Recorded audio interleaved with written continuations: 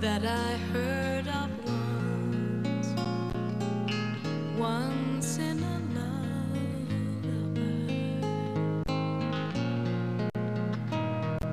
Song over the rainbow skies.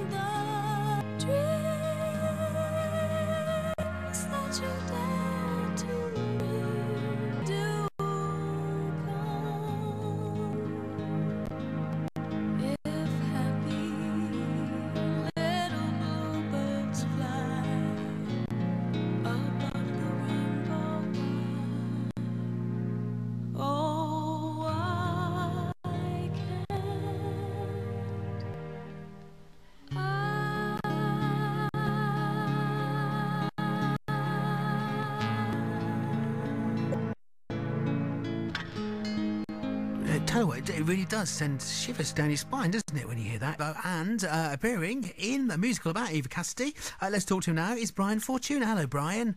Good evening, how are you? I'm very well indeed. It is, I mean, obviously I've heard that song loads of times, as most people have, but you do you get that chill down your spine when you hear it, don't you? Eva Cassidy had an incredible voice on her, and yeah, when you hear her rendition of it, it really is something. So tell us a little bit then about the musical. You're playing Danny Cassidy, so who's he? How does he fit in?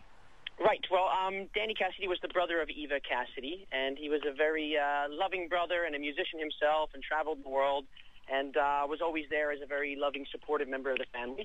So that's what I've been doing. It's been a great experience for me, my first time on stage acting and singing, and I'm alongside some incredible people, so it's been a real rush. We actually just got off stage literally 5 minutes ago. Oh, right. So where are you today? I'm in Basingstoke. And how's Basingstoke been? It's lovely. I went out last night with the crew, and we had a little bite to eat and a couple of drinks, and lovely little town. Yeah, where did you go? Where did you go in Basingstoke? I've been out there a couple of times. Only to places like Nando's, though. Well, I think there's only like 5 or 6 places to go, if I'm not mistaken. Yeah, I had some tapas in Basingstoke once. Tapas is my absolute favourite. Yeah. We could hang out sometime. Yeah, we'll have tapas. It's good. So this is the first thing that was like this, but you've done loads of other stuff. I mean, most people know you for your dancing. Was dancing something that you always wanted to do when you were younger? Well, I really didn't have a choice. My mom put me into dancing. No, I'm kidding. I grew up with the dancing. Grew up a ballroom and Latin dancer, but and achieved quite a amount of success with that, and have had a wonderful career with it. And decided about a year ago that I wanted to separate myself from that, add a couple more strings to my bow to keep myself long-term in the entertainment industry. And so the goal this year was to get on stage acting and singing, and here I am in Over the Rainbow. And the singing come along. Do you find that harder? This is really natural, to be honest. However, the singing is very difficult. It's actually changed my lifestyle, and I'm living a healthier, stronger lifestyle trying to be a singer than I was when I was a dancer. Oh, really? So what do you have to do different? Because I'm assuming you have to have a good diet when you're a dancer, and you have to exercise and stuff. Yeah, it's just I feel like I have to do it even more with the singing, maybe because I'm playing catch-up a bit. But, the difference is when you're on everybody claps, it's no big deal. You make a mistake as a singer, you're completely and totally exposed, so it's a very different thing. And is it very nerve-wracking then for you? It was in the beginning, the first couple weeks, because as a ballroom dancer, and the shows that I've done in the past have always allowed me to interact with the audience. And so to put up that, as they say in the acting world, fourth wall and completely ignore the audience was a very strange sensation for me. But after about 1 or 2 weeks, it started to feel great. So I take it that you've had lessons and stuff, or did you just get up and sing? Oh God, no. Well, I tried to do that last year, and it didn't work out very well. No, I took the entire last year off. I didn't work for a year. I brought myself back into central London, and I trained with some of the top singing coaches and top acting coaches that the UK has to offer. And it was a real eye-opener for me. I mean, to be honest with you, 9 months ago, I thought I was going to come over here and walk into a West End lead. No big deal. Dust it off. And it's been a real challenge and a real surprise to see how much talent is out there, how many incredible actors and singers there are out there. And I've really enjoyed immersing myself in that. And you know, I'm setting new goals that before I thought I wasn't going to be able to achieve. Yeah, it's annoying, all that competition, isn't it? It's the last thing anybody wants, frankly. Well, you know, I'm from Jersey. We handle it with a baseball bat normally. And what's it about this country that means you want to be here rather than back over in the States? Oh, well, I still love my country and, you know, go home to visit family and friends and whatnot. But it's just that I feel very at home in the UK right now. And to be honest with you, I think the training that you can receive as an actor and a singer is much stronger here in the UK than it is in the States. And the experience that I'm getting going out to these auditions and going out and performing in theaters around the UK, it's a very old-fashioned way of theater that's really a dying art. And I'm happy and privileged to still be able to take part in that. So for this job, then, did you have to go and do, like, auditions or everything, or did you just have, like, a meeting and they went, yep, you're in? No. I auditioned for about a year for almost every show on the West End, had some really positive results, and have just kept pushing ahead. So this audition was, about 4 or 5 months back. At the time, I'd never heard of Eva Cassidy, and I came in, I had a little sing, they had me read some lines, and it's been great. So when you go to an audition, I mean, see, I come from an acting background. I used to be an actor, and I auditioned for a couple of things. I'm not a musical person, really. I sing a little bit. I'm not a great dancer. The dancing bit was always the bit I would really struggle with. Right. With that, then, I bet you were doing all right with that, weren't you? I bet you were sweeping the floor when you did the dancing bit. Yeah, I had one audition for Dirty Dancing this year, and honestly, I mean, the dancing was quite easy. I felt right at home. But, you know, with the acting and singing, it was a totally different thing. And my goal this year was to walk into every audition and make sure that I was as prepared as I possibly could be, and I did it. But it took a lot. And is it? I mean, it's difficult, isn't it? I come from a acting background, so I know about rejection, and I did it for longer than a year, so I probably got a lot more rejections than you did. But how does it feel when they say, no, we don't want you, thank you very much? You know what? It's not that. It's when you get the recall for the third, the fourth, the fifth time, and you're down to 2 guys for the job, and then they give it to the other guy. That's absolutely gutting. But it's part of the business. And for me, I don't look at it like that. I look at it as every audition that I have is an opportunity for me to learn something new and prepare myself, and that's going to make me better as a performer.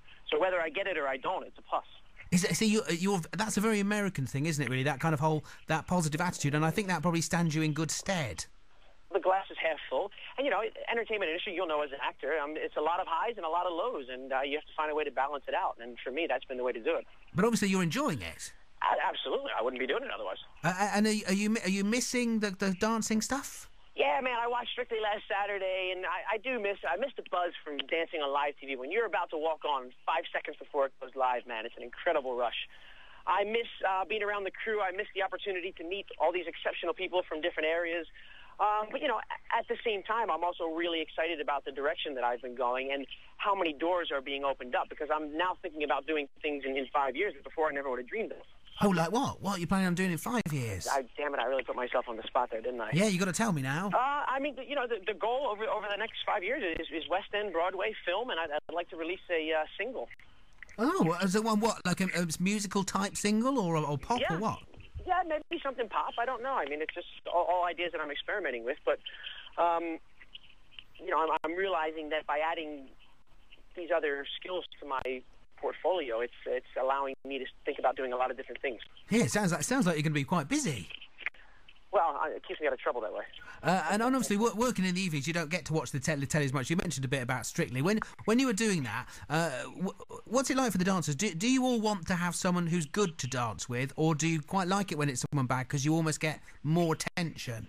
I don't think for me, it never had anything to do with either or. For me, it was all about the personality of the person I'm working with. I mean, I think people at home forget that when you're on Strictly, you're spending 8 to 10 hours of your day, every day, 7 days a week with that person. And if you get on, it's an incredible experience and you have a ball. And if you don't, it can be a nightmare. So for me, it was more about the personality of the person I was getting. Now, if they were a good dancer and good looking as well, that was also a plus, don't get me wrong. Yeah, and I mean, we see the bits of the video and it looks like you're doing it, but do you really work all day? Do you not just, you film a bit for half an hour and then you go home? Well, if I told you that in 5 days you're going to go on live television and dance in front of whoever did before, good luck. Yeah, well, how much work would you put in? Well, I would be doing 24 hours a day, personally. Absolutely. I mean, honestly, it's different. You do see some celebs that throw it away. They walk in for an hour, they think it's no big deal, and they walk away. And you see some celebrities who really get into it and want to get better, and they spend their time, and they're usually the ones that succeed. Yeah. It's that thing, I suppose. It's having the focus and really wanting to do it. Well, yeah, I mean, it's strictly for the celebrities. I mean, it's obviously a big profile boost, but I think what a lot of people forget is it's also an opportunity to learn dancing from the best dancers in the world, and that's a very privileged experience. Yeah, and those costumes, I find they can be a bit much, can't they, really? How do you feel about the costumes? I mean, over the last year or so, Strictly's been going a little bit more towards the American format and getting a little bit more flamboyant, showing a little bit more skin. I mean, I like to keep it a little bit more traditional. People don't realize, however, how much these costumes cost. I mean, they're covered in Swarovski crystals from top to bottom, and those dresses run between £3,000 and £5,000 each. Excuse me, I'm just going to pick myself off the floor. So that's quite a lot then. And does that make them harder to dance in? They must be heavy and stuff as well. The moral of the story is don't ever marry a ballroom dancer. No, I'm kidding. Yeah, I guess it's an expensive thing to do, and of course lots of more people are doing it. Dancing's very much on the rise because shows like that. And thank God for that, because when I was a kid, it wasn't the popular thing to do, and kids thought it was weird. So I got made fun of when I was in school. As a boy, I guess there wasn't quite so many lads doing it. No, there were none, and it was horrible. But I'm glad I stuck with it because it's brought me to a great place. So, I mean, you joked at the start about saying that you were forced into doing it, but was it your idea, I guess, was it? My mom has a BA in dance from Butler University. My dad was a former U.S. champ and produced CDs in the industry, so I grew up around it, but it was never forced upon me. Always had the option, and there was a period in my life of 2-3 years where I got into inline aggressive skating. I thought I was cool and jumping off buildings, and then I think after a while I realized I was going to kill myself, so I went back to the dancing. But yeah, Mom and Dad always gave me the option, which I think is important with children. Yeah, you could do Starlight Express if you can do the skating. Have you auditioned for that? No, I have not. My skating's not that strong. Oh, well, no, apparently, for this, I know this is a fact from my acting days, they don't like people that can skate well on Starlight Express because most people that can skate quite well have learnt it in a bad way and they like to teach you from the ground up. So you could be in there.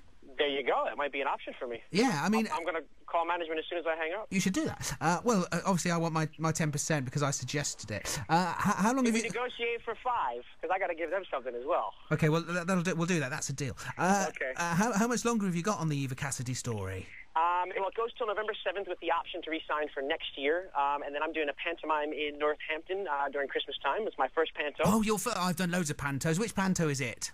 It's Aladdin. Oh, Aladdin. Oh, I've played Wishy Washy. Who are you playing in it? Oh, okay. I'm playing Aladdin. It's with Bobby Davro and Basil Brush. Basil Brush. Now, do you know who Basil Brush is? Because you're American. Boom. Yeah, you do. Well, I did my research. Bobby sent me an email the other day and said, "Hey, Brian, I'm really looking forward to doing Panto with you. By the way, this is my 40th year of Panto." He's been doing it a long time. Yeah. I said, well, this is my first. Good luck. Panto's great. I love Panto. A lot of actors, because I was an actor rather than kind of coming from the comic background, and a lot of people can be a bit stuffy about Panto, but it's brilliant fun. It's quite hard work because you have to do a lot of shows, and the thing about Panto is it's Christmas and everybody gets the flu and they all pass it round, and you can't have the day off, so you do have to work quite hard, but it is brilliant fun. So I'll make sure I keep myself clean and wash my hands. Yeah, you'll enjoy it. Don't touch anybody. That's all I would say to you. I gotcha. Listen, it's a pleasure to talk to you. We'll have to play another Eva Cassidy song. We'll play Fields of Gold. What do you think about that? Is that all right? Love it. Listen, Brian, thank you very much indeed. Good luck with the rest of the tour. And I know you're in the nearest one to us, Stoke, at the Regent Theatre on the 23rd and 24th of October. Definitely. Come out and see us. Thanks very much for having me. My pleasure. Listen, thank you very much, Brian. Here she is then, Eva Cassidy, and that's Brian Fortuna.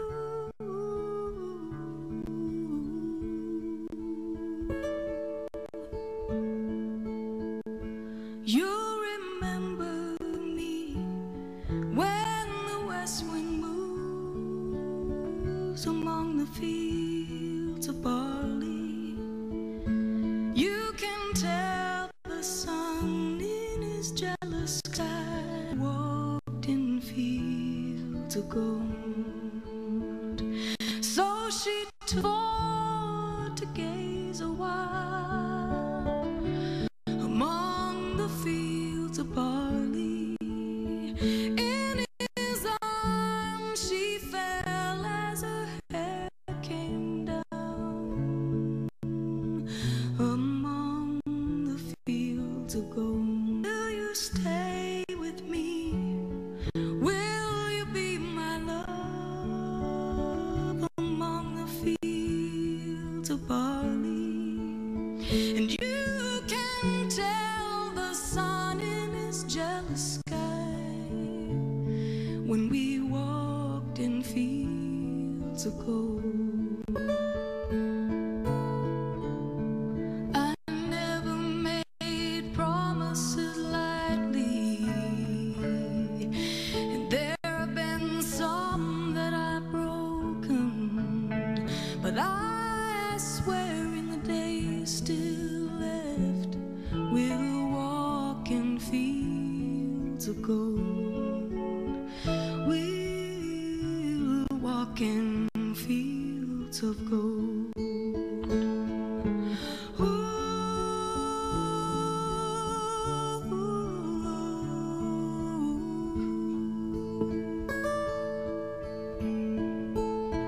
Many years have passed since those summer days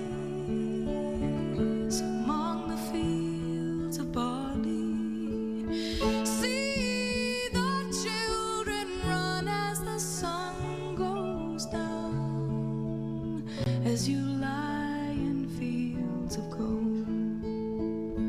You remember me when the west wind moves among the fields of barley. You can tell the sun in his jealous sky when we walked in fields of gold. When we walked in fields of gold. When we walked in fields of gold.